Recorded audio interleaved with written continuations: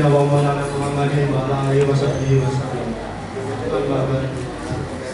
Yang terhormat Rektor Unisba Jepara Bapak Dr. Haji Saifullah Saidi MHG, yang kami hormati Dekan Fakultas Ekonomi dan Bisnis Bapak Haji Nur Arifin MSI, yang kami hormati Dekan Fakultas Sains dan Teknologi Bapak Tiasri Akbobo Engineering, yang kami hormati Ketua DPK Apin Kampung Bapak Jadi Witanto SSN MSN, yang kami hormati Bapak Ibu dosen yang hadir dalam pelatihan hari ini, yang kami hormati pemateri pelatihan pada sore hari ini Bapak Muhammad M.K. Ros dari STMN, dan semua peserta pelatihan program DPK Apin Kampung 2021 yang kami cintai dan kami banggakan. Puji syukur kita panjatkan atas kehadiran Allah Subhanahu wa Ta'ala, karena rahmat, taufik, hidayah serta inayahnya pada hari ini kita dapat melaksanakan pelatihan program DPK Apin Kampung 2021 dengan keadaan sehat walafiat. Sholawat serta salam semoga senantiasa dilimpahkan kepada Nabi Muhammad SAW, Rasul yang membawa risalah al-Islam, menyatakan satu kita Nabi sahabatnya di yaumul akhir kelak.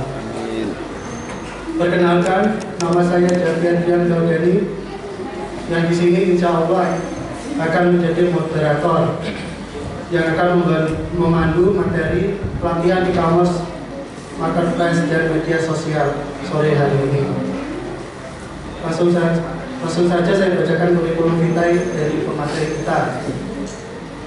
Nama Muhammad Ridwi Rosdani STMM, tempat tanggal lahir Jepara 25 Mei 1972, jenis kelamin laki-laki, alamat RT 3 RW 2 Bengkol Jepara, nomor HP bisa dicatat 081 225 566 345, email rosdani@gmail.com.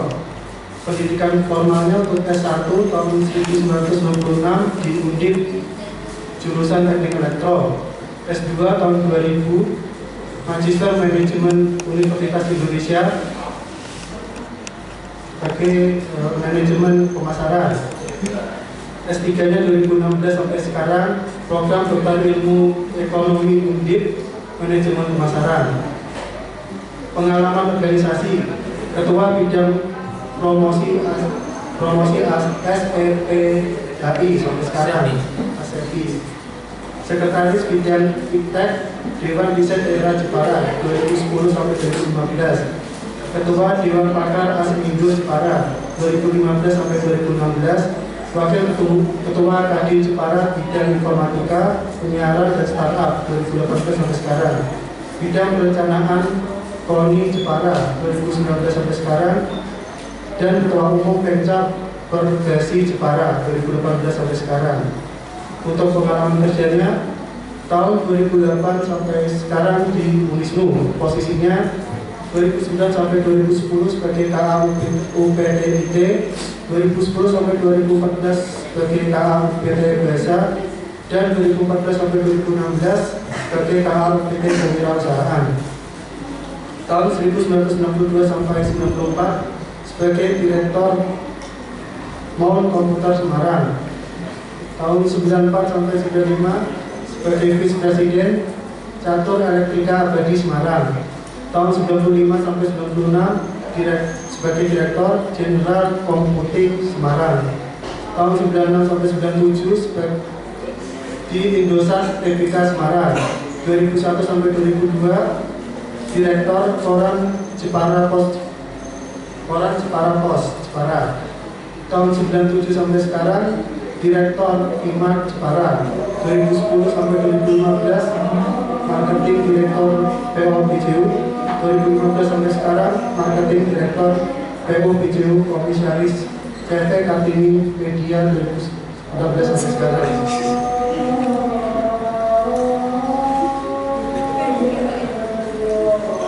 Baik, rasanya tidak perlu lagi saya banyak berkata-kata. Langsung saja kami mohon dengan hormat pada Bapak Rifki untuk memulai menyampaikan materi kepada kita semua. Waktu dan tempat kami persilakan. kita tunggu agak dulu ya.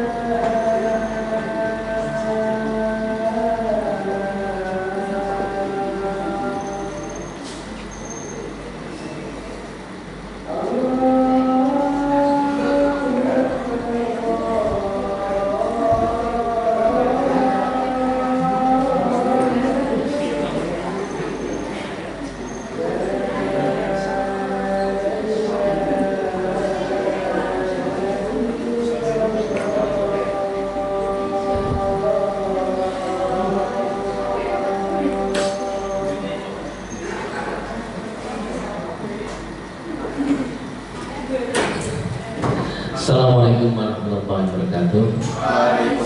Alhamdulillah wala haula wala quwwata illa billah. Oke. Masih semangat apa enggak ini? Wah, sih aku untuk bagian terakhir ini repot ini. Oke, kita mulai ya. Baik, terima kasih Mas Rian ya. Sampai kesel macamnya. Mau tak pikir dibeli, dibeli kabel. Baik, selamat sore semuanya. Ya, semoga masih semangat ya. Hari ini saya tugasnya membawa materi tentang e-commerce. Saya boleh tunjukkan dulu? Ya. Oke, terima kasih. Dibantu ya. Baik. Semoga semuanya semangat untuk belajar ya. Jadi kalau kita bicara tentang e-commerce, ya, sekarang ini semuanya e-commerce ya, yang kita lakukan itu saya yakin semuanya sudah kenal website, semuanya sudah kenal Tokopedia, Shopee, YouTube ya, apalagi YouTube ya dan lain sebagainya. Baik, semuanya ini yang dari manajemen, yang dari TIR, yang ada yang dari TIR sudah hadir ya. TIR, DKV, DP, ya, saya yakin semuanya sudah kenal sama internet ya. Oke, baik. Next mas. Saya ingin menyampaikan dulu bahwa potensi internet itu luar biasa. Ya, jadi next. Udah bisa? Ya pakai itu sih. Diklik ya. Oh, next terus. Ya ini perkenalan aja. Intinya saya itu mau diborong. Urip mati di Jeporo bukan dosen asli. Ya, kok iso ngono kenapa? Karena saya separuh ya. Saya separuh itu menjadi dosen, saya separuh menjadi wirausaha. Ya, jadi makanya orang dosen asli. Kemudian S1 elektro, ya, kemudian ternyata nggak bisa jualan. Jadi bisa buat apa saja. software, hardware, ya. Tapi ternyata nggak bisa jualan. Makanya saya kuliah lagi. S2-nya itu ngambil marketing. Mungkin tersesat ke jalan yang benar atau nek jadi macam-macam elektro. Kue ini piye? S1 elektro kok malah S2 ini marketing lu karena piye gitu. Tapi bagi teman-teman saya di marketing sekarang ya oke, benar. Anda mengambil jalan yang benar. Jadi oke lah, di situ sembarang nggak apa-apa. Berikutnya Mas. Nah, ini perlu dicatat ya. Saya ini jatuh bangun di bisnis lebih dari 10 kali. Jadi tadi yang disebutkan non komputer, catur elektrika abadi, Jepara pos, terus apa lagi sembarang jalan gitu ya. Itu lebih dari 10. Dan itu memang dibutuhkan untuk jatuh lebih dari 9 katanya. Aku coba 15-an. Dan ini alhamdulillah yang mungkin enggak ya. Sekarang saya bangun bisnis lagi mulai dari nol dan sebagainya. Kejatuhan yang paling saya rasakan luar biasa itu pada saat saya pernah menjadi eksportir. Guru-guru WTC di bom itu ya 2001. Padahal bayar saya itu habis saya kirimi 3 kontainer senilai 500 juta waktu itu ya, waktu tahun 2001. Ternyata setelah itu bayarnya kena bom gitu ya, karena menghilang. Padahal barang saya sudah berangkat 500 juta nilainya. Nah, itu kejatuhan yang paling dahsyat. Semoga tidak ada lagi. Amin. Amin ya. Terima kasih. Oh, sebentar, yang tadi semuanya. Yang kayak gitu ya. Tidak bisa. Oh ya wes, oke. Saya ingin mengatakan saya itu seringnya too early to launch. Artinya ini untuk mahasiswa tingkat ya, ada nggak ya? Saya itu sering too early to launch. Artinya begini, launchingnya itu kecepatan. Launchingnya kecepatan. Artinya melaunching sebuah produk atau jasa itu kecepatan. Wongnya dulu butuh, tapi tak launching sekarang. Contohnya ya, saya tahun 94 ada sudah lahir belum? Belum lahir. 94 itu saya masih semester 7 ya kan. Waktu itu saya mengembangkan sebuah sistem yang namanya whole brain system. Jadi otaknya rumah gitu. Saya jual waktu itu sekitar 2 juta atau 3 juta uang waktu itu ya. Tapi ternyata nggak ada yang beli. Nggak ada yang beli home brain system. Jawabannya apa? Daripada saya beli alat ini, mendingan saya menggaji pembantu. Karena apa? Karena home brain system itu dia bisa menyalakan lampu secara otomatis, menghidupkan pemanas air secara otomatis. Waktu itu 94 itu belum dibutuhkan. Tapi kalau sekarang sudah mulai. Jadi jangan sampai too early to launch. Ya, jadi kalau kita mengembangkan sebuah bisnis itu jangan terlalu cepat. Karena apa? Ternyata saya baru tahu setelah saya kuliah S2. Ternyata yang namanya needs and wants, kebutuhan dan keinginan, itu kita harus tahu dulu dan harus memprediksi dulu, baru kita mengembangkan sebuah produk atau layanan. Gitu ya. Jadi seringkali begitu. Aku gawe jebul wongnya belum butuh. Pernah saya di Bali, ya cerita yang lain ya. Saya di Bali itu mengembangkan yang namanya kantor yang bisa disewa. Kantor bisa disewa. Namanya virtual office. Ya. Virtual office itu saya kontrak ruko 3 lantai di Bali. Yang lantai 2 dan 3 itu saya pakai sewakan untuk virtual office. Ternyata apa? Kecepatan. Ya. Waktu itu belum dibutuhkan 2009. Belum dibutuhkan, tapi sekarang baru mulai butuh. Orang-orang itu baru butuh yang namanya virtual office. Virtual office itu gini, ada ruangan, kemudian ada sekretarisnya, ada nomor teleponnya, ada nomor yang bisa dihubungi, ada fax email ya waktu itu ya. Sekarang mati ya fax email.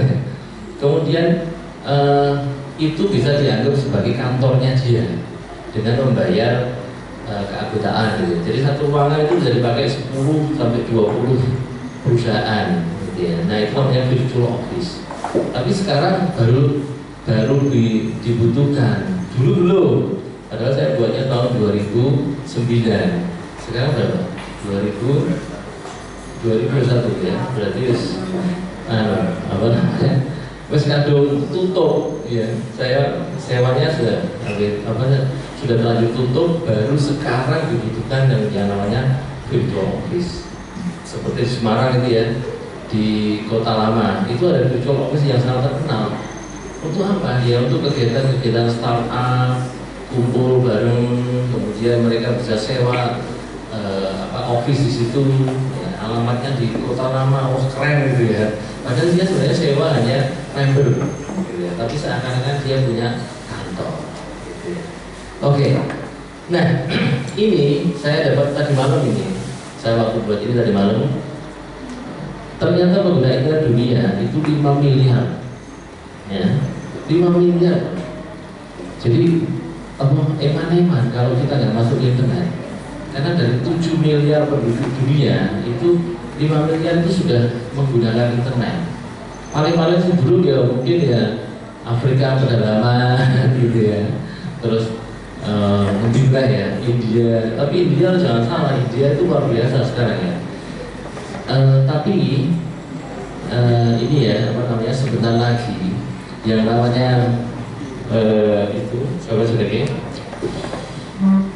yang bikin mobil itu siapa namanya? Nah, Elon Musk ini sedang mempersiapkan sebuah LEO itu namanya low orbit satellite ya. Jadi satelitnya itu rendah, 1 kilo sampai 2 kilo, sehingga dia itu bisa mendapatkan koneksi internet dimanapun juga. Jadi walaupun di Afrika yang sini singo ya, itu nanti bisa dapat internet. Nah, sehingga angka ini bisa jadi bertambah. Ya, jadi dia obsesinya Elon Musk itu adalah semua orang di dunia ini harus connect ke internet. Ya. Karena bukan hanya sekedar dia berbaik hati ya, tapi itu adalah pasar baru bagi dia. Setiap orang kalau bisa koneksi ke internet itu merupakan pasar yang besar bagi dia. Gitu ya. Jadi ada 5,5 miliar ya. 5 miliar. Nah, bagaimana dengan Indonesia? Berikutnya Mas. Next. Nah, Indonesia 201 juta. Ini tadi malam. Padahal penduduknya mungkin sekitar 270 begini, 265 gitu ya. Kemudian ya ini totalnya 71,1% dari seluruh penduduk Indonesia. Nah, yang menarik adalah 56%-nya ada di Jawa.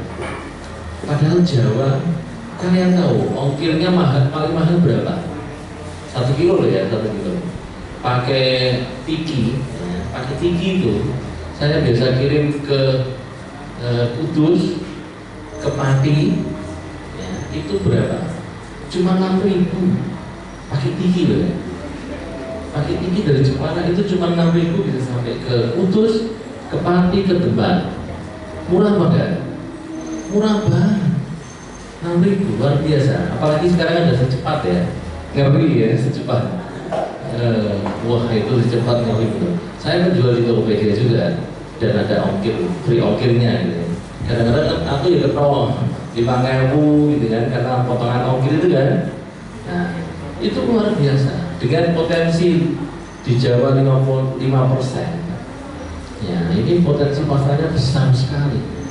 Padahal penduduk Jawa itu dibandingkan dengan penduduk ya ini pengguna internet ya, kalau penduduk Jawa dibandingkan penduduk seluruh Indonesia itu mungkin ya 60% ada di Jawa. Jadi peluang kita itu besar sekali. Apalagi loh ya, Jepara itu ada di mana? Di pinggir Jawa, di ujung Jawa apa di tengah-tengah? Tengah-tengah. Jadi saya sering dapat customer Tokopedia itu dari Jakarta, dia dari Surabaya. Karena apa? Kalau saya dibandingkan sama pedagang di Jakarta, untuk customer yang Surabaya saya menang. Dibandingkan dengan Surabaya, untuk customer yang di Jakarta, Jepara juga menang, gitu loh. Jadi beruntunglah kan gitu. Nek orang tuturan eman-eman. Oke, gitu ya. Berikutnya apa? Nah, ini profil pengguna internet di Indonesia ya. 270 ini Januari 2020. Ya, ini yang aneh. Total populasinya 272 juta. Tapi yang punya mobile phone connection yang pakai handphone untuk internet itu 338 juta. Kok iso? Satu orang punya handphone lebih dari satu kan? Satu orang ini punya handphone lebih dari satu. Antara antara dua ya 1,5 lah gitu ya, 1,5 handphone rata-rata se-Indonesia. Berikutnya next, ini aja ya, sorry next saya ya udah oke.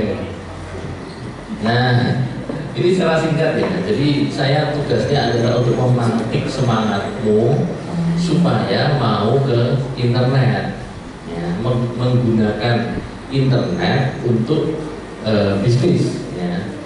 Oke, berikutnya Mas. Sejarahnya ini ya. Dulu ARPANET namanya. ARPANET itu gini, ada 9 kampus di Amerika. Dulu itu terhubung satu sama lain. Nah, berarti Unisnu, UMK, Udinus itu misalnya ya. Di Amerika itu terhubung dengan jaringan komputer 9 kampus. Nah, kemudian ternyata itu di tahun 69, ternyata mereka menemukan yang namanya TCP/IP ya, utamanya ini ya. Nah, barulah di sana muncul internet. Jadi dari 9 itu, bentuknya kayak budrol itu, terus itu mereka yang lainnya nyambung. Ya, misalnya yang lainnya kecil-kecil itu nyambung. Akhirnya terjadi internet itu, ya. Nah, kemudian di tahun 90 dikenal dengan yang namanya World Wide Web. Ada yang tahu? Bukan apa? WWW. Jadi websitemu itu baru ditemukan tahun 90. Pas lahir dong? Ya, lahirnya sama-sama pula. Berapa? 2001. Tak kira sama dulu. Udah ya, ketuaan ya.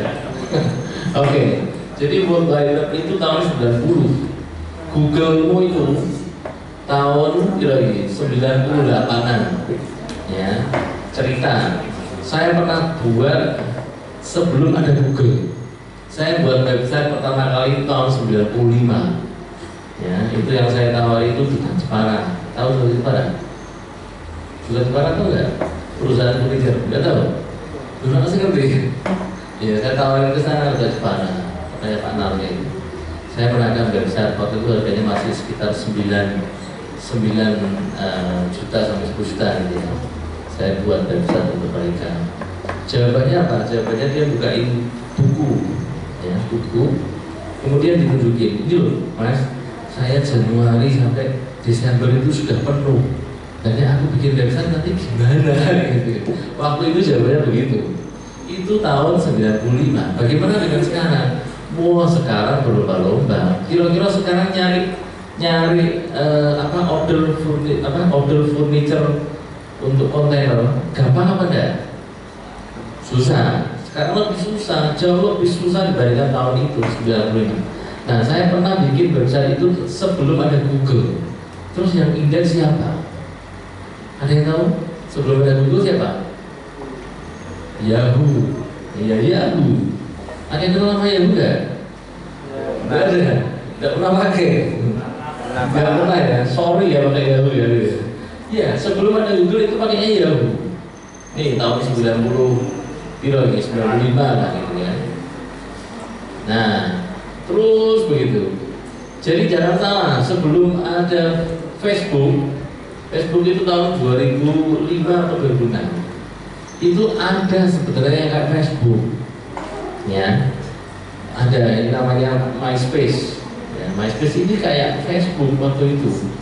MySpace.com. Tapi kalah sama Facebook. Gitu ya. Jadi belum tentu yang pertama kali ya menciptakan atau inventornya itu yang menang, belum tentu. Ya, belum tentu yang menemukan itu yang menjadi pemenang, belum tentu. Ya.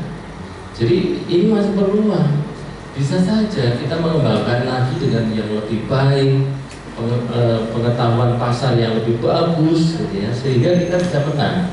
Contohnya ini, MySpace ini dikalahkan sama Facebook, padahal dia sudah duluan, ya. Facebook baru 2004, ya, 2005. Instagram yang kamu pakai di sini 2009, 2010. Tahu ini? Ini Pinterest, ya. Pinterest apa Ted?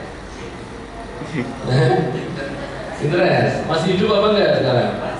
Masih, tapi hidup segan wanita enggak? Terus ada gitu kan? Iya. Tapi Instagram akhirnya dibeli siapa? Dibeli Facebook. Harganya berapa? 1 miliar dolar waktu itu 2012. Sekarang kira-kira Facebook mau nggak menjual 1 miliar dolar? Nggak bakal mau itu mesin uangnya dia, gitu ya. Nah begitu ya. Nah setelah ini apa lagi? Kita lihat aja, ya. Berikutnya mas. Nah ini ada tahu pada siapa? Oleh Ramona, Vin, siapa Vin? Google, iya. Namanya siapa? Masa namanya Google orangnya? Namanya siapa? Namanya ini tuh Amerika sama Rusia. Sing Amerika sing di kira-kira. Yang senyum. Ya senyum tahu ya. Ini. Yang lumayan ganteng Pak. Ya lumayan ganteng sih. Ini moderator ya. Ya, namanya Sergey Brin sama Larry Page. Ya, dua orang mahasiswa. Menurut ini lulus ini. Ya, dua orang mahasiswa TIF, ya. Dua orang mahasiswa TIF, ya di Harvard tapi ya. Itu mereka tidak suka dengan yang dilakukan oleh Yahoo. Gara-gara apa? Gara-gara Yahoo itu bosen nih gitu. Karena apa yang sudah diganti dari Yahoo itu nggak bagus hasilnya gitu. Makanya mereka nggak suka dan mereka membuat lagi yang namanya Google, lebih bersih, lebih cepat, lebih jitu gitu ya. Pokoknya yang bisa itu yang peniku gitu ya, itu Google. Nah ini namanya Bang Google. Jebule sih nom ya, baru tambah ya. Berikutnya. Nah ini sih jadi Bang Google. Ya, ini yang namanya Bang Google. Bang Google itu sebenarnya hanya server-server seperti ini yang menyimpan data-datamu. Coba sekarang kalian sih nganggo handphone kan? Pakai handphone coba. Ketikkan namamu coba di situ. Coba buka Google. Namamu ketikkan di situ. Ada nggak? Ada. Apa itu? Bener gunamu tak? Bener. Apa? Facebook. Twitter, Instagram, nah iya. Nah itulah yang namanya data-datamu yang disimpan sama Google. Dari sini nih, ya di tempat-tempat server inilah mereka menyimpan itu. Berarti kira-kira aman karena ada tamu? Aman karena ada tamu? Maksudnya setiap orang bisa melihat apa enggak? Nah ya bahaya kan? Bahaya. Makanya harus sampai diindeks ke Google. Baru bahaya. Ya, kalau disalahgunakan bahaya. Ya, di scraping namanya ya. Itu tadi Pak Minta cerita kan, security itu diambil semua berbagai gitu ya. Di Instagram diambil nomor handphone kabeh semua gitu ya. Di scraping namanya. Wah kacau kabeh. Unisnu Instagramnya gitu. Agar buat tulis jenengmu terus kuliah nulis tuh mesti sipo gitu ya. Gampang. Bahaya kan? Bahaya. Nah itu disimpan di sini. Ya, berikutnya apa? Nah, ini malu, ini jebule sebenarnya gede. Ini namanya Bang Google itu ini. Ya. Dan satu rak ini itu terdiri dari sekitar 250 prosesor. Ya, ini prosesor sedikit berapa? Siji. Ya, ada yang 4 gitu ya. Jadi seperti ini loh. Rumah samu Anggap ketik Google itu tadi ngerotok ya. Padahal aslinya kayak ini. Ya. Piro terusan investasi ini. Berikutnya. Nah, kalau dari luar kayak gini. Gede ya. Ini contohnya yang ada di Google di Netherlands. Netherlands itu di mana? Ya, aku ragu hadiah marinya. Oh no, hadiah snack, nambah snack ya. Oke, ini contohnya salah satu dari yang Google Data Center yang ada di Netherlands. Padahal Google itu punya banyak data center. Nah, kira-kira Google itu raksasa atau enggak? Raksasa, ngeri. Dan seluruh datamu itu disimpan di sini. Ya, data center ini. Setiap tempat ini ada standby genset, ini ya. Begitu listrik mati, langsung genset itu mulai. Tidak boleh AC-nya mati, tidak boleh. Meledak apa ya? AC-nya mati itu langsung meledak. Karena harddisknya muter. Ya, dan power supply ini dan sebagainya itu panas ya. Bayangin kayak gini investasi itu piro ya. Oke, berikutnya mas. Nah ini dia, ini saya punya data 2020. Ada data center di negara-negara seperti ini. Di dekatnya Indonesia adanya di mana? Ini nggak di Indonesia ini di Singapura. Jadi Google terdekat di Singapura. Kabarnya Google mau buat di Indonesia, tapi kita online ngomong. Nah, angel lah kayak itu. Listriknya matinan, ya kan? Terus piye? Enggak lagi stable Google diketik ra iso Indonesia. Indonesia apa jenenge temporary shutting down gitu kan. Kacau. Ya, ini Singapura, ini Jepang kita ya, atau di Hong Kong ya, Google Hong Kong ya, kemudian di Amerika sebuahnya itu kan, memang daerahnya ini di di Eropa, di Jerman tadi, ada di Netherlands dan sebagainya. Jadi Google itu juga punya yang disebut sebagai disaster recovery. Artinya apa?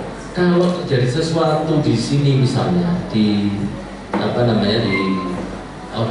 Singapura ya, kebakar, misalnya kebakar, habis, gitu ya. Ojo khawatir, karena Google punya yang namanya mirroring, ya, disaster recovery. Artinya kalau terjadi sesuatu di satu tempat, itu datamu tersebar seluruhnya. Jadi langsung terjadi gempa, rusak kabel dan sebagainya nggak masalah, karena mereka punya yang namanya disaster recovery, gitu ya. Keren lah Google ini. Saya tertipu cuman google.com loh. Ya iya, jebule kayak ini. Berikutnya kan? Apa itu? Next. Nah, bagaimana dengan bisnis internet ya berikutnya? Nah, sekarang kita bicara tentang bisnis internet. Kalian boleh milih di mana? Ya, ada yang di fashion and beauty 4,79 miliar dolar. Miliar dolar loh ya, bukan juta dolar. Miliar dolar. Berarti kira-kira triliun apa ya? 1 miliar dolar berarti berapa? Sekitar 15 triliun toh. Nah, ini pasar di Indonesia loh. Indonesia. Jadi pasarnya di Indonesia fashion and beauty itu 4,79 billion US dollar. Kemudian electronics and physical media 4,73, food and personal care segini, furniture 2,91. Yang buat royok itu, buat perebutkan itu furniture, itu masih banyak, pasarnya masih besar. Ojo khawatir. Ya, apakah terus kanca-kancamu udah jualan furniture terus gue kalah saingan dulu? Enggak, masih banyak peluangnya. Jangan khawatir.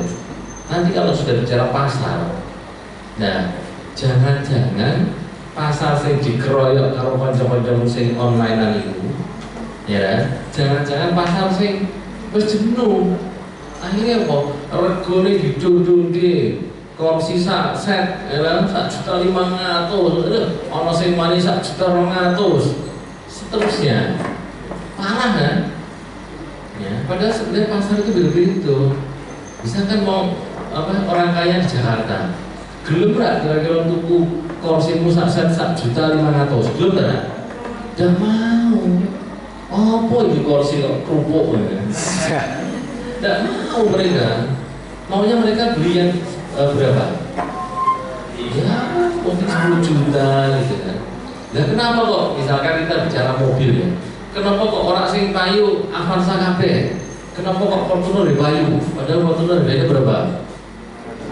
Nah 500 lah gitu ya, 500 juta. Avanza harganya 200 juta. Kenapa kok ada yang beli Fortuner? Ya kan? Logis ya? Berarti ada pasar yang di atas harga musim awur-awuran itu. Ya, aku ngerti bisa-bisa ditutulan, kira 1.500.000. Nah, 1.500.000 untuk kursi sak set ya kan? Itu yo pedue perayaan kiri. Jadi ya jangan mikir pasar-pasar itu toh, harus memikir juga pasar yang berbeda. Nah, caranya bagaimana? Kita erak mungkin begini. Ya, jadi nanti berikutnya soalnya wajah ceritanya. Berikutnya, iki wes dulu ya, aku sampai jam berapa? Mas, beri dikasih waktu jam berapa? Kecepatan ya? Tadi. Oh iya, ya, oke. Berikutnya sosial media. Ya. Next. Oke. Most used social media platform in Indonesia. Yang paling banyak dipakai apa? YouTube. Sudah punya YouTube belum? Semuanya sudah. Bu Isa ini apa? Tugas. Tugas. Bu Isa ini dodolan orang. Ya. Kira-kira ini pertanyaan saya. Misalnya jualan mebel, ya. Misalnya jualan mebel. Orang lebih tertarik fotomu, foto colonganmu, ya kan, foto colonganmu, suka gue mau lihat, atau video asli produkmu, buk putar-putar, ya kan, suka dhuwur, suka ngisor, suka samping, kira-kira lebih tertarik mana? Video, ya, karena orang lebih percaya. Misalnya kalian punya produk kursi lah namanya, ambil buk foto, cepret, ya, kayak kemarin kan diajari sama Pak Mugo toh. Sama di video, kira-kira lebih menarik yang mana? Video. Ya, dan YouTube ini salah satu yang penggunanya banyak, ya, nggak bisa disepelekan. Karena YouTube ini diputar sama mbah-mbah, ibu-ibu pengajian, ya kan? Bapak-bapak, gue mungkin punya BTS, terus apa sih ini? Gitu ya. Kemudian yang kedua WhatsApp. Nah ini haruslah, orang mungkin kita nggak pakai WhatsApp gitu. Pernah mati satu malam dong WhatsApp dong? Susah lah. Susah. Mumet kabeh. Siapa yang punya? Yang punya siapa? Facebook, Instagram, WhatsApp, siapa yang punya? Facebook, Pak Zuckerberg, iya kan? Iya, itu dari mumet gitu. Kemudian Facebook, Instagram, Twitter, gitu ya. Jadi ini harus punya ini YouTube, WhatsApp, Facebook, Instagram harus punya. Nah, Twitter saat ini era pakai ya. Twitter biasanya yang dipakai untuk berita-berita, gosip-gosip, gitu ya. Dari seluruh hiburan. Kita nggak terlalu menarik. Itu yang menarik. Nah, siapa yang nggak kenal? Oke, lanjut aja. Ini map ya, setelah ya. Nah. Ini menarik. Pengguna Facebook di Indonesia, ada yang punya Facebook apa ada? Punya semua? Masih pakai? Jadi Facebook sih nggak ngomong 30 tahun ke atas. Hah? Nah, iya, tapi buat posting kita kan? Buat gopo tulisan Facebookmu. Ya, kemarin saya sampaikan juga di iBusiness ya, bahwa kita jangan menggunakan apa yang kita suka tok. Ya, kita juga perlu melihat pasar kita. Yang paling penting sebenarnya pasar kita. Ya, kita sih yo menggunakannya ya wajar saja lah, nggak usah terlalu apa itu, nggak usah terlalu nganggur sih temenanan ya, sampai tukaran di Facebook, sampai tukar DM mana, serak penting lah, yang penting jualan, ya kan, yang penting jualan. Sehingga kalau kita pakai Facebook itu tidak lain hanya untuk meraih pasar kita, ya.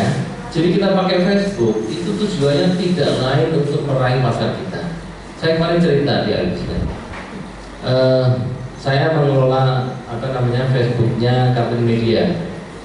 Nah, kalau saya iklan di Facebook dibandingkan dengan iklan di Instagram, itu ternyata lebih banyak yang jadi, ya, dan beli itu yang dari Facebook.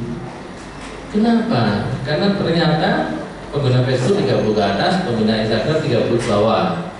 Ya, mungkin bayi ya, tapi 30 sampai ya 15 mungkin ya. Sehingga orang yang betul-betul sudah punya uang itu rata-rata ada di Facebook. Ya, rata-rata ada di Facebook. Saya tidak mengatakan di Instagram orang-orang ya ono juga, gitu ya. Tapi lebih besar kalau ada di Facebook. Kalau mau jualan ya, yang harganya agak tinggi. Tapi ini tujuanku kan buat anak muda ya contohnya di Instagram, gitu ya. Berikutnya mas. Nah, oke. Next aja. Nah, ini harus pakai logo yang ngerti ya. Ini namanya Kevin Systrom and Mike Krieger. Ini yang membuat Instagram. Sebenarnya dia nggak tahu kalau ternyata dia akan mendapatkan uang sebesar 1 miliar US dollar di tahun 2012. Dia nggak tahu, dia cuma ingin gawe uang bisa posting foto, uang bisa posting video. Waktu itu belum video ya, pas dijual ke Facebook belum bisa video, hanya bisa foto. Karena dijualnya tahun 2012. Masih rumahnya apa ya 2012? Sudah punya akun Facebook apa Instagram belum? Belum. Mungkin lahir ya, masih 2 tahun ya. Iya. Jadi waktu itu mereka hanya mau membuat aplikasi Instagram yang hanya dipakai oleh orang untuk mengupload fotonya saja.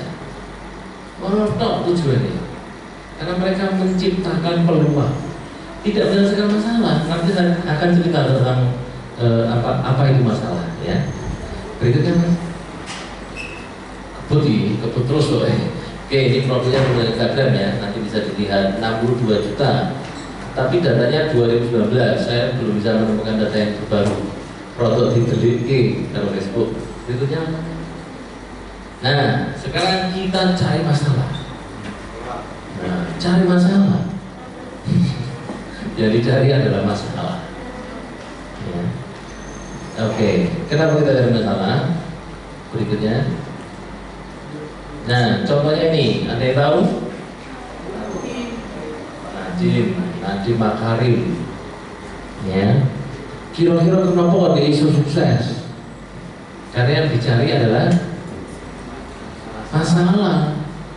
Jadi dia mencari masalah untuk sukses. Ya.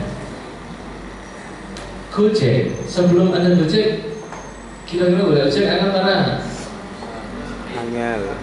Sulit apa ada dari Gojek? Sulit, ya kan? Kita harus keluar, kita harus cari objek apa pengolan, ya. Tapi kalau ada Gojek, kita nggak perlu ke sana, cuma cek aja di di aplikasi, ya, lokasi kita di sini, ada nggak Gojek di sekitar sini, langsung muncul, gitu ya. Kemudian Gojek ini juga memberikan solusi dari keamanan, ya, standar harga, ya. Karena harganya dulu kan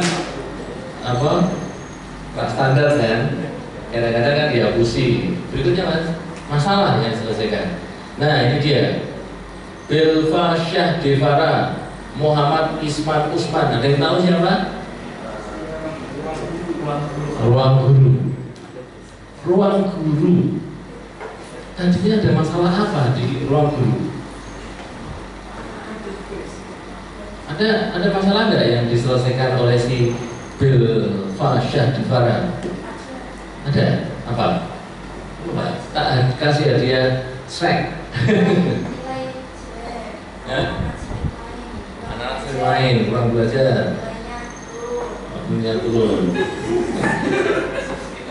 Iya, tolong dikasih snack. Ya, jadi sebelum ada ruang guru, itu anak-anak sulit ya untuk diajak belajar. Mereka males-malesan, ya. Kemudian juga mungkin orang tua kalau harus mengikutkan les itu mahal. Ini pengalaman saya pribadi. Sebelum ada ruang guru, anak saya les di Primagama. Ya, saya berbarak Primagama. Mahal. 1 tahun itu bisa kayak apa? 1 semester itu bisa 5 juta. 4 juta gitu ya.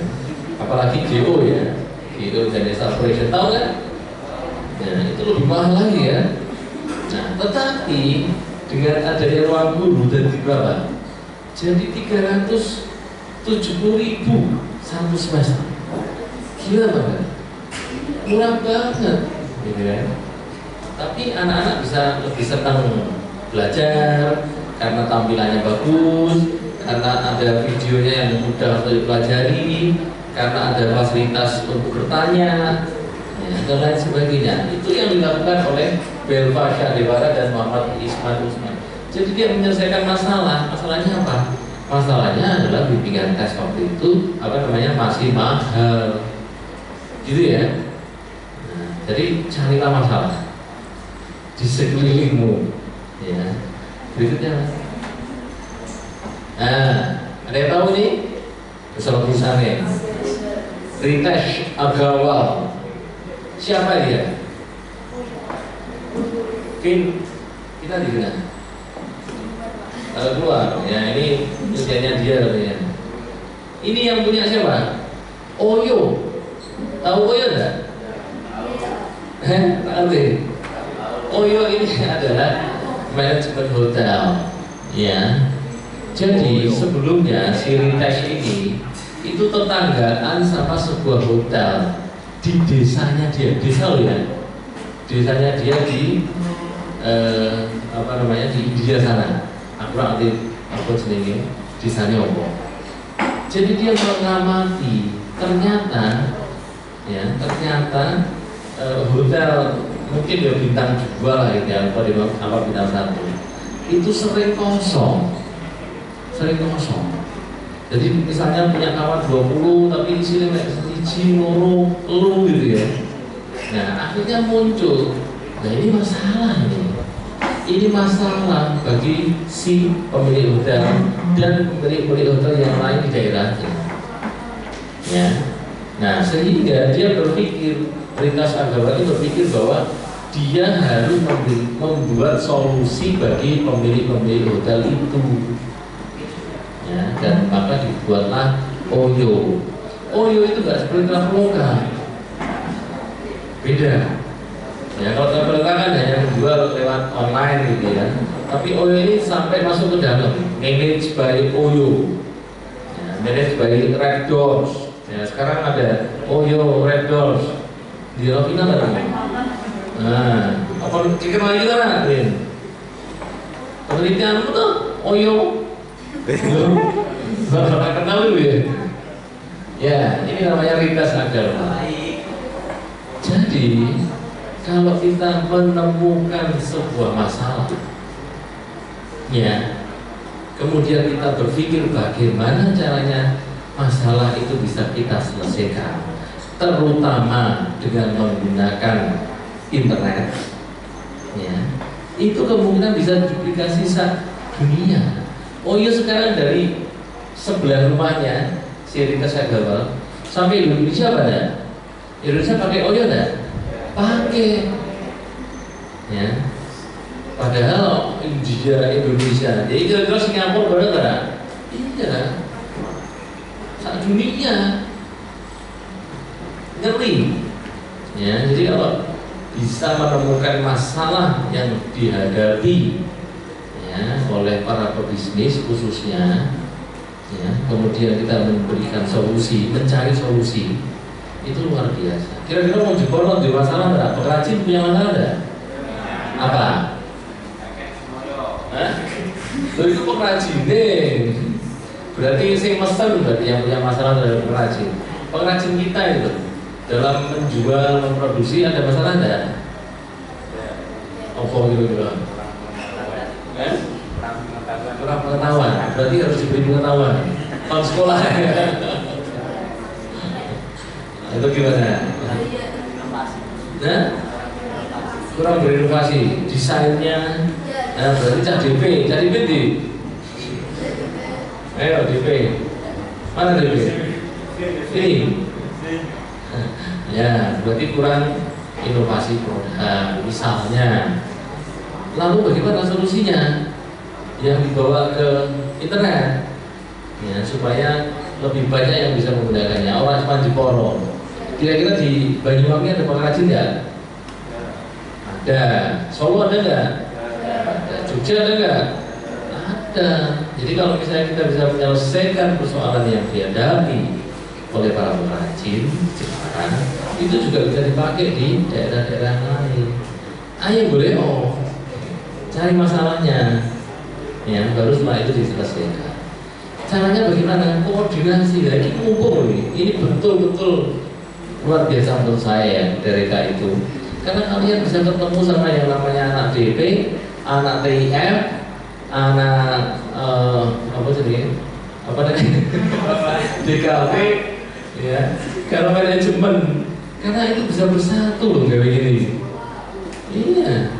Jadi kalau misalnya ya, ini gambaran saya. Manajemen mencari masalah. Oke, manajemen cari masalah. Ojo terus tukaran gitu. Cari masalah.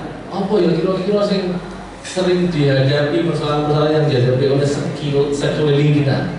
Pengrajin, pengepul, apa meneh, petani dan sebagainya ya. Masalahnya apa? Kemudian setelah itu coba buat menjadi sebuah konsep bisnis.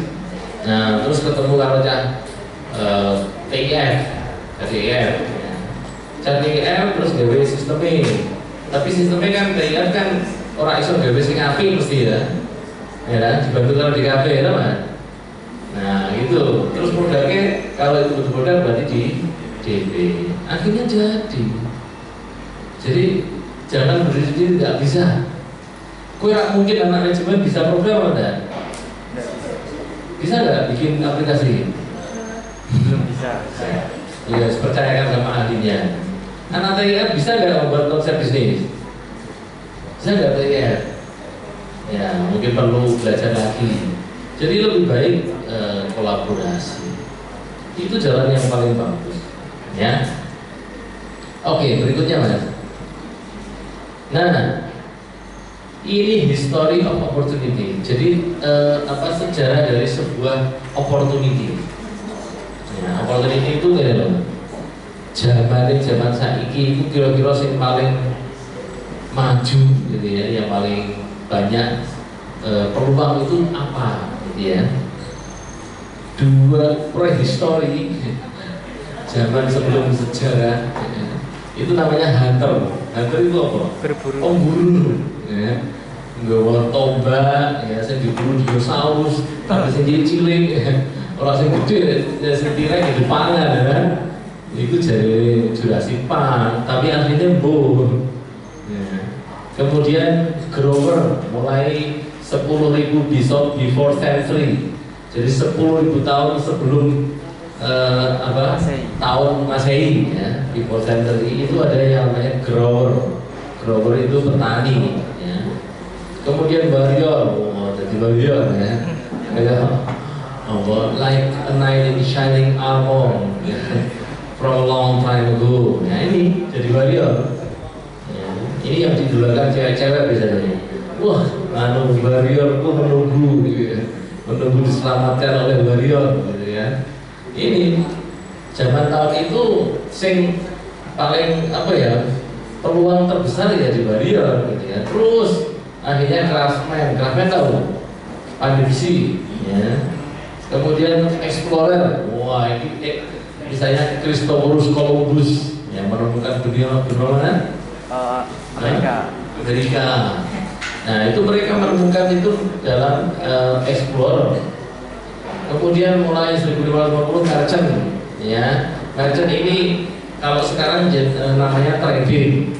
Dari Amerika dibawa ke Indonesia, dari Indonesia dibawa ke Timur Tengah kembali ke Amerika, ya itu namanya trading. Karena ada ini Explorer. Kemudian mechanizer, ya mechanizer itu mulai dari mesin. Karena tahun-tahun ini adalah tahun ditemukannya mesin uang, ya mesin uang. Kemudian industrialis ini diperbesar, ya dari mesin uang mechanizer kecil-kecilan jadi semakin besar. Kemudian oil driller, orang sudah mulai tertarik dengan minyak, ya menemukan tambang-tambang minyak, sumber-sumber minyak. Ya. Tapi orang entek, ya entek, gitu ya. Makanya kemudian 31 30 mulai ada yang namanya corporate executive, ya. Dan akhirnya financial, yang terakhir apa? Startup founder. Ya ini zamanmu untuk membuat sebuah startup baru. Startup itu apa? Startup itu secara umum adalah perusahaan baru. Perusahaan perusahaan yang menyelesaikan masalah-masalah tadi itu. Karena kita lihat perusahaan-perusahaan yang sekarang berkembang dengan baik, ya itu adalah perusahaan-perusahaan yang menyelesaikan masalah. Berarti cari masalah, ya. Paham ya? Sampai sini ya, oke berikutnya Mas. Setelah apa bisa ya? Berikutnya? Oke, kita perlu peta jalan untuk menjadi apa? Seorang startup tadi itu kan? Ya, mau apa jadi? Ya, berikutnya Mas. Harus ke mana? Next. Nah, ini itu iya terusan. Orang sih gelem. Ini zaman dulu, tahun 2010-an kayak gini. Ya, kita melalui peta jalan ini. Ini intermarketing, ada yang namanya revenue source, aktivitasnya apa, building blocknya apa, bikin website, sebagainya. Kemudian ada produknya, traffic building dan sebagainya. Pilih yang ini. Ya sekarang. Oh ya sekarang. Oke, berikutnya. Nah, mana yang cocok? Berikutnya.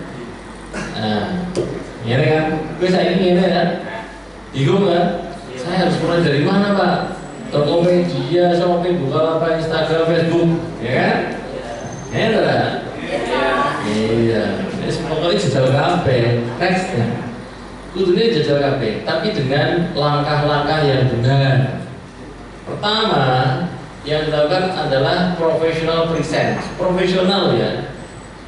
Profesional itu berarti bukan pakai namamu, tapi pakai nama perusahaanmu. Kayak kemarin ya, yang anak juga saya suruh bikin itu ketika tuh. Ya itu kita buat yang namanya professional presence. Kamu juga beri. Orang masalah. Tapi dengan menggunakan yang namanya professional branding. Jadi gawe itu nama perusahaan. Sakarepmu.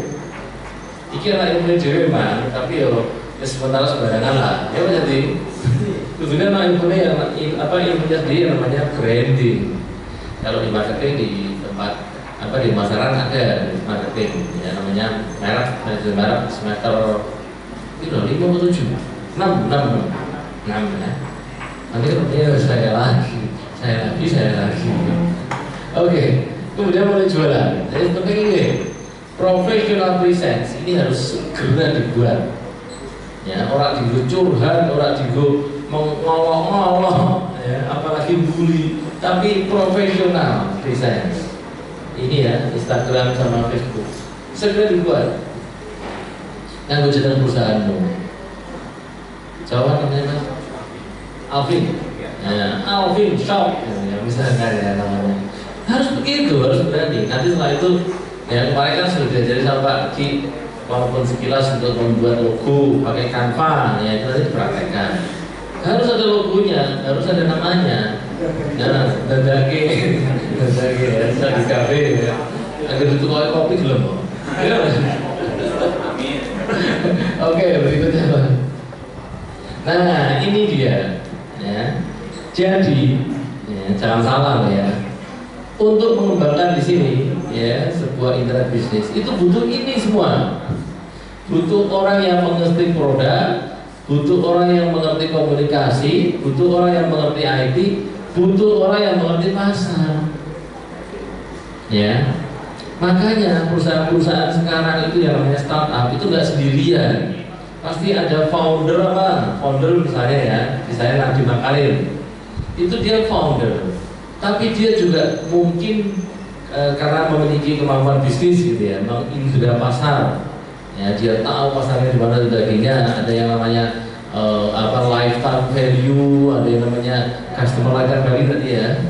Jadi seseorang itu mempunyai nilai berapa di mata dia, gitu ya. Maka dia orang yang tahu pasar. Tapi Nadiem Makarim itu bukan seorang IT yang bisa memprogram, bukan. Ya, makanya ada yang namanya CTO. Ya, technical officer ya, chief technical officer itu orang IT ya. Kemudian ada yang komunikasi ini juga dipakai karena harus ada komunikasi yang bagus. Ini anak di kafe gitu nih ya. Kemudian ada yang mengerti tentang produknya kalau yang dijual adalah produk. Oke, paham ya? Nah, ini harus bersatu. Nek ora ya repot.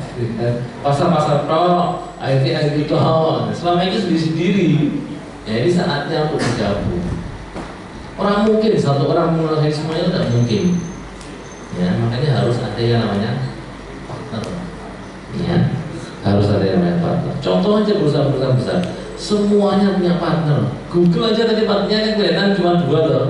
Padahal sebenarnya enggak, dia dua-duanya adalah founder yang dia memegang bisnisnya, tapi di belakangnya pasti ada Chief Financial Officer, Chief Technology Officer, Chief Communication Officer, pasti ada. Oke, berikutnya. Nah, ini tadi ya yang kita buat ya, yang akan kita kembangkan. Semoga lah ini ya, berikutnya Mas. Nah, kemudian ini salah satu contoh komunitas, ya, komunitas. Jadi komunitas itu salah satunya namanya gelar Islam, gelar tikar Selasa malam. Jadi ini gelar tikar Selasa malam. Yo, Jogja Pak, kalau Jogja. Ini waktu itu zamannya blog Isnaini, tahu Isnaini? Isnaini tapi cowok, ya, itu blogger yang gajinya waktu itu lebih dari 200 juta satu bulan tahun 2010. Gila pada blogger, dia bikin blogspot.com. Tapi tulisan-tulisannya itu dipasangi waktu itu zamannya online itu lagi luar biasa. Google itu masih pesta pora lah gitu ya. Jadi kalau sekarang ada anak e-commerce yang Pak saya nanti pasang iklan di Allah setelah jawabannya ya kan? Anak e-commerce oh iya, setelah jawabannya sudah masa lalu ya. Jadi 2010 itu mereka berkumpul tentang bagaimana blogging. Sekarang semuanya udah kaya semua. Ada yang namanya Mas Isna ini, ada yang namanya terus pokoknya mau Jogja Cafe gimana Pak Jari. Berikutnya. Nah, kalau ini orang-orang Jepara ini Albisnet ya, ini ulang tahun ke Piro ya, ketiga ya saya, ini almarhumah Bening namanya ya. Kalau yang belum kenal, nah ini ada yang tahu ini? Ini generasi pertama Albisnet. Ya, ini ulang tahun ketiga. Waktu itu banyak yang sudah pecah telur lah gitu ya, istilahnya pecah telur. Jadi sudah punya order waktu itu. Nah, di tahun-tahun ini itu mereka juga masih blog, ya, masih website. Belum ada waktu itu marketplace itu belum ada. Ya, sehingga yang pelajari ya beda kalau sekarang, karena zaman sudah berbeda. Sekarang marketplace. Nah, sekarang Pak Jadi sama saya, sama Pak Harginto, sama Pak Fimin itu bukan ikut marketplace, tapi membuat marketplace ya untuk para UKM tadi itu. Ya. Oke, berikutnya. Nah, ini salah satu teman saya, infocos.id, yang akhirnya dibeli sama anaknya Jarum ya, senilai 2 miliar di tahun 2000 berapa ya? 13 atau 14. 2 miliar di Indonesia ini. 2 miliar. Kita SID ya. Tapi ternyata setelah dia dibeli infocos.id, dia bikin lagi namanya Leo. Leo bikin lagi 5 ya. Ya modelnya kayak infocos itu. Ada Prime House, ada masuk ke apartemen dia, masuk premium house, ada infocos lagi itu ya, dia dikeluarkan dari infocos. Kenapa? Karena dibeli sama Jarum. Makanya jadi terakhir saya dikabari teman lagi kena stroke. Kalian mikir soalnya.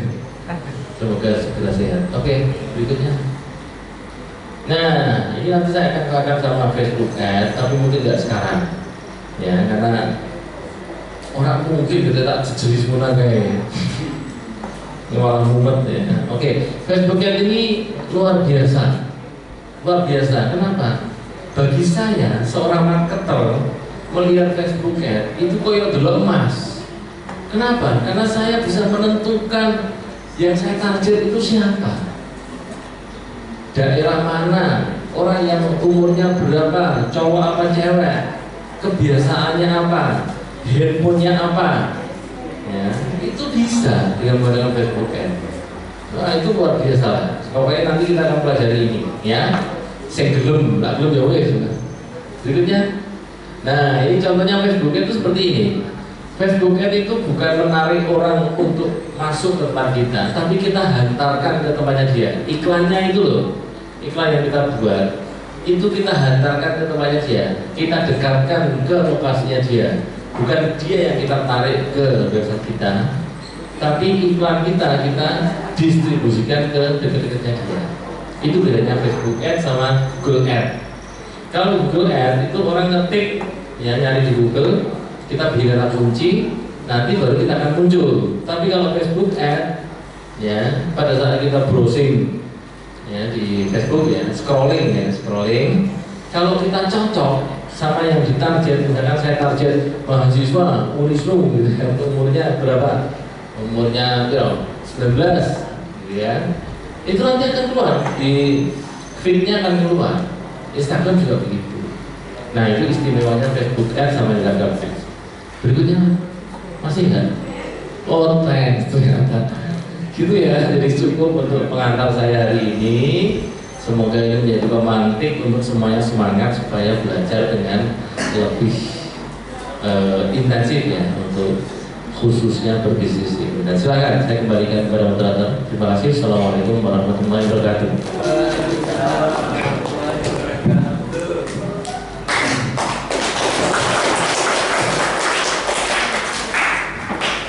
Terima kasih saya ucapkan kepada pemateri kita Bapak Rifki karena telah memberikan pemaparan yang sangat luar biasa pada hari ini. Selanjutnya adalah sesi tanya jawab. Kepada peserta yang ingin bertanya, dipersilakan. Monggo.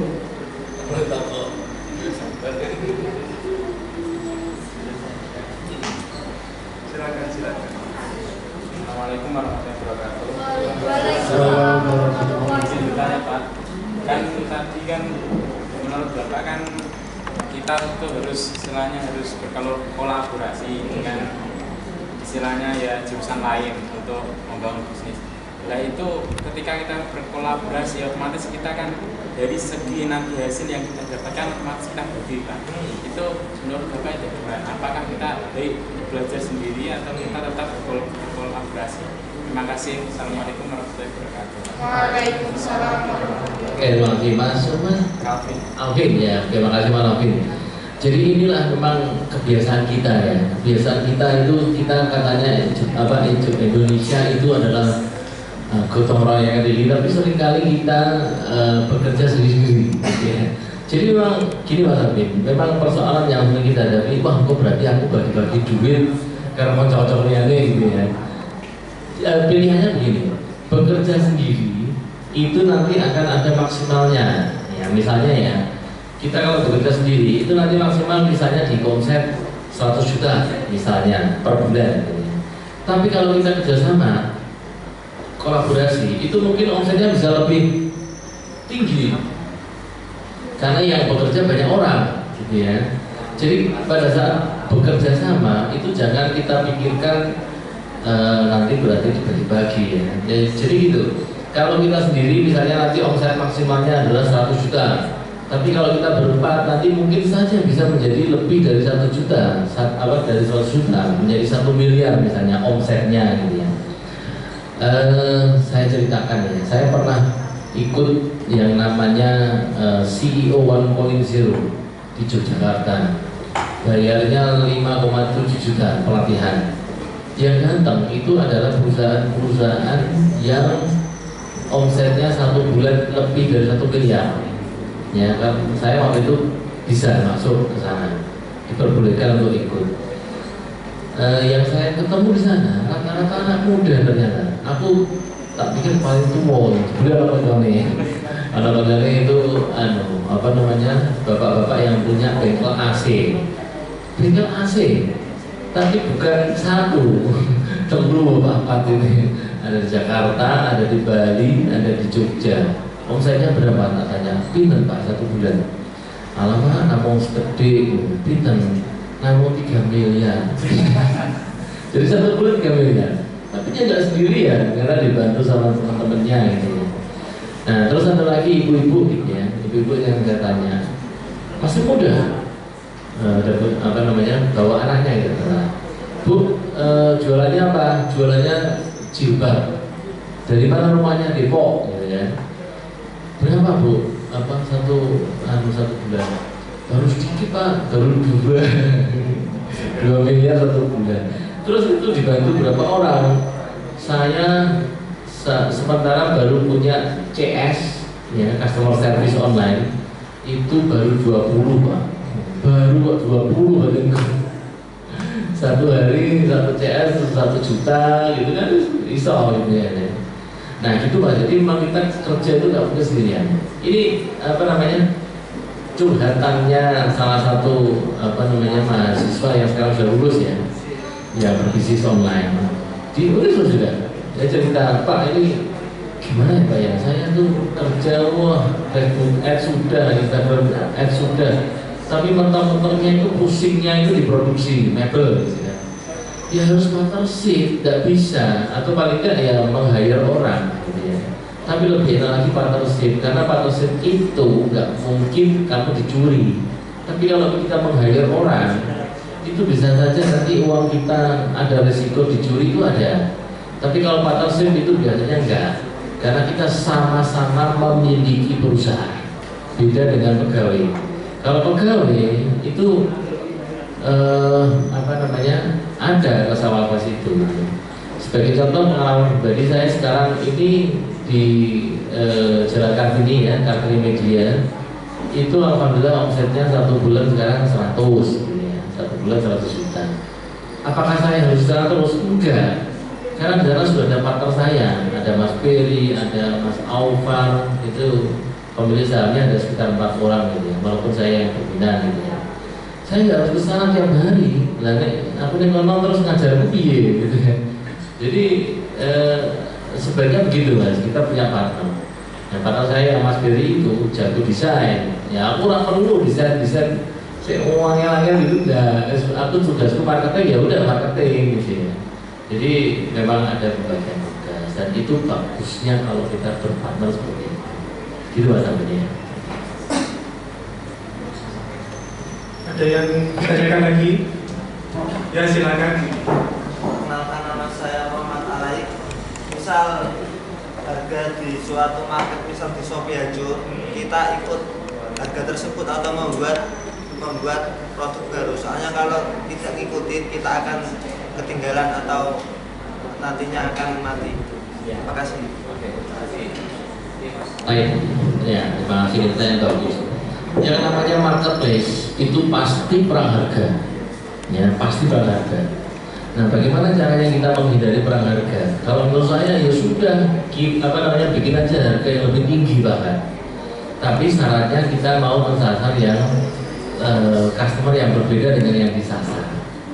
Nah, kalau ekstrim lagi, misalnya kita punya produk sendiri, misalnya sudah produk sendiri gitu misalnya, bukan seperti kita online bisnis, ada foto, kemudian kita jual barangnya belum ada gitu misalnya ya.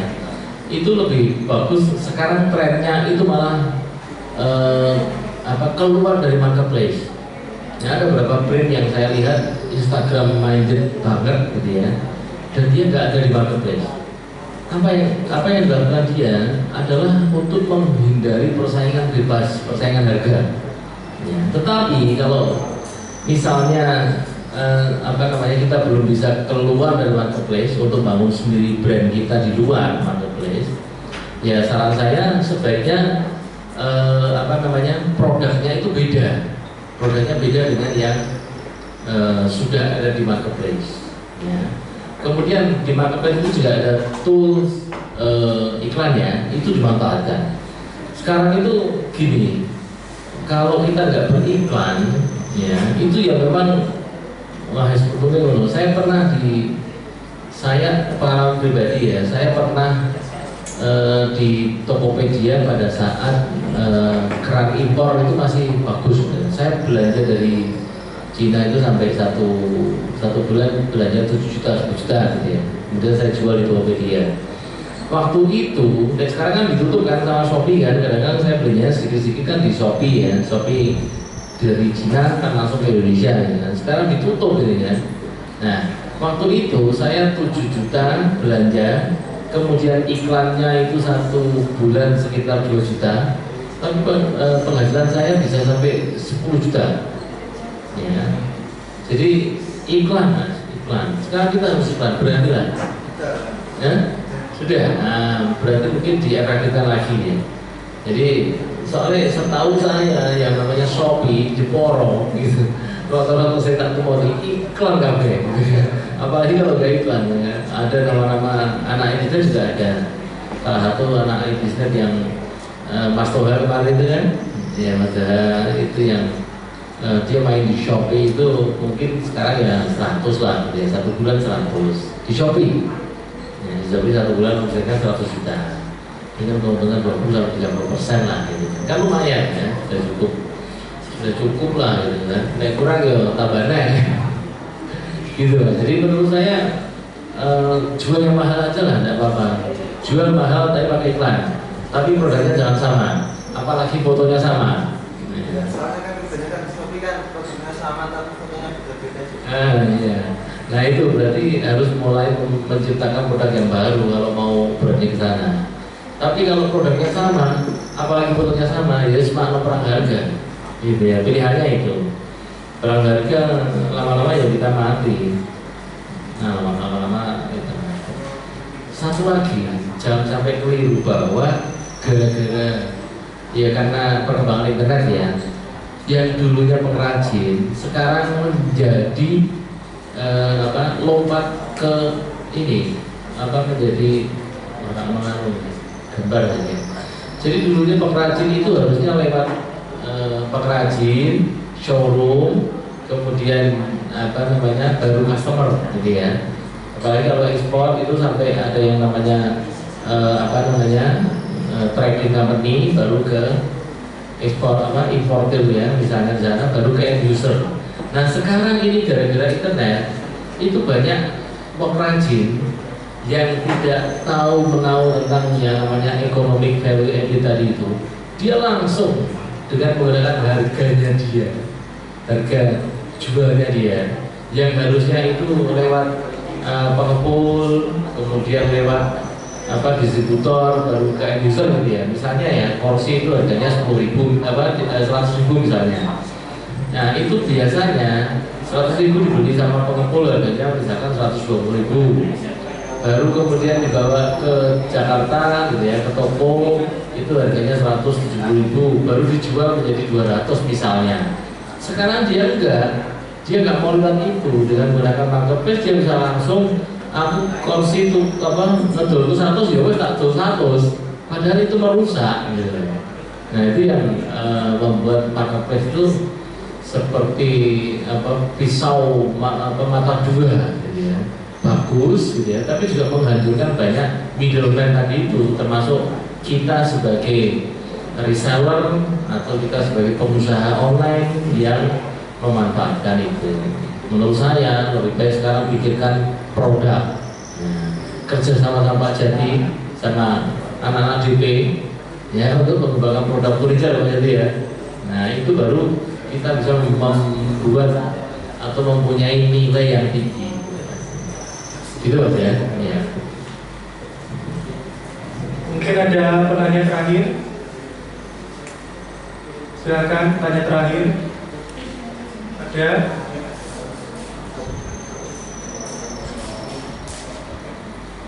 Sudah, kalau tidak ada. Terima kasih sekali lagi buat Pak Rindu telah menjawab pertanyaan-pertanyaan tadi. Bisa beri tepuk tangannya lagi kepada Pak Rindu. Sebelum saya tutup penyampaian materi pada hari ini, sore ini, mari kita akhiri dengan bacaan surat Al-Fatihah. Mari saya antarkan ala dinia as-solihah Al-Fatihah.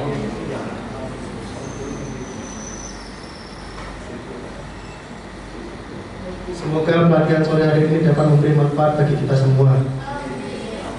Demikian materi mengenai e-commerce pada sore hari ini. Saya selaku moderator mohon maaf jika ada kesalahan baik yang disengaja ataupun tidak disengaja. Saya ucapkan terima kasih banyak atas perhatian pada teman-teman semua yang sangat antusias pada sore hari ini. Wallahul muwaffiq. Wassalamualaikum warahmatullahi wabarakatuh.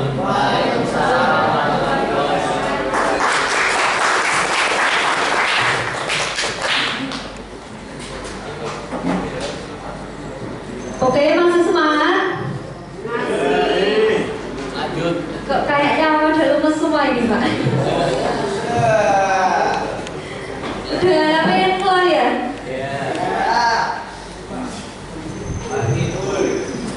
Oh ya, sebelumnya terima kasih saya ucapkan kepada pemateri terakhir kita, yaitu Bapak Riki Rosdani, yang telah memberikan pemaparan materi yang sangat luar biasa kepada kita, dan juga moderator yang telah memandu jalannya acara pada sore hari ini. Untuk acara yang terakhir adalah penutup.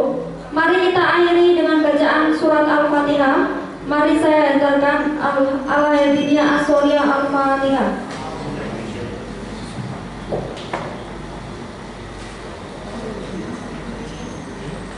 Semoga pelatihan hari ini dapat memberikan manfaat bagi kita semua. Saya selaku pembawa acara, mohon maaf jika ada kesalahan yang disengaja maupun tidak disengaja. Saya ucapkan terima kasih banyak atas perhatian kepada teman-teman yang sangat antusias pada sore hari ini. Wallahul muwaffiq aqwamit thoriq. Wassalamualaikum warahmatullahi wabarakatuh.